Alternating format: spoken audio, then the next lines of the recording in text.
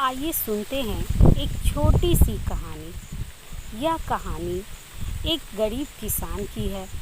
किसान अपने खेत में खेती कर रहा था।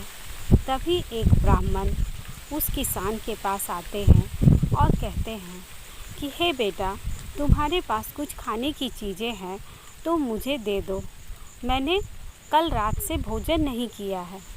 किसान कहता है कि हे बाबा, मैं खुद गरीब हूँ, दिन रात मैं खेतों में मेहनत करता हूँ, फिर भी मुझे 2 समय की रोटी नहीं मिलती है। हे बाबा, मुझे ऐसा आशीर्वाद दीजिए जिससे मैं 1 बीघा खेत में अपनी फसल उपजा सकूँ।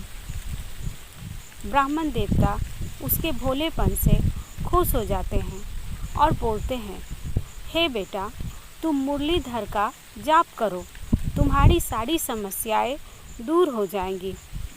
किसान बोलता है कि मुरलीधर का नाम जपने से क्या मेरे खेत में फसल उपज जाएगी? ब्राह्मण देवता कहते हैं, अगर तुम सच्चे मन और आत्मा से भगवान को याद करोगे तो तुम्हारी मनोकामना पूर्ण होगी। यह बोलकर ब्राह्मण देवता कुछ दूर जाकर एक पेड़ के नीचे बैठ गए। किसान बहुत ही भोला भाला था। उसने खेत जोतते जोतते मुरलीधर का जाप करने लगा। वो इसी तरह जाप करते चला जा रहा था। करते करते उसकी बीवी खेत पर खाना लेकर आ गई। उसकी बीवी ने कहा कि तुम खाना खा लो, मुरलीधर का नाम क्यों जप रहे हो? किसान बोलता है कि मुरलीधर का नाम जपने से हमारी सारी समस्याएं दूर हो जाएगी। मैं खाना कैसे खा लूँ? मैं तो जाप कर रहा हूँ। उसकी पत्नी ने कहा, ठीक है, तुम खाना खा लो, मैं तुम्हारी जगह जाप कर देती हूँ। उसकी पत्नी बैठ जाती है और मुरलीधर का जाप करने लगती है। उधर किसान बैठकर खाना खाता है।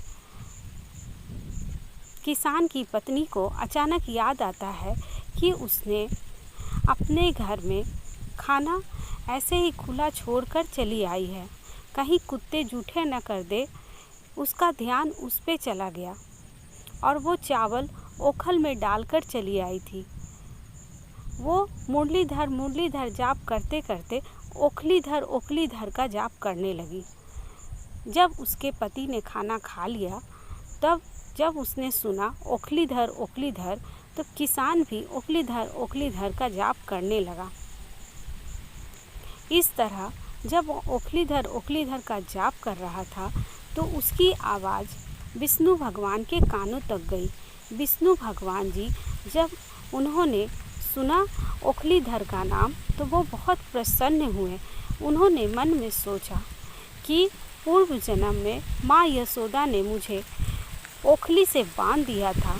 सारा संसार इस बात को भूल गया, लेकिन इस किसान को ये बातें याद रही और उसने मुझे ओखलीधर का नया नाम दिया।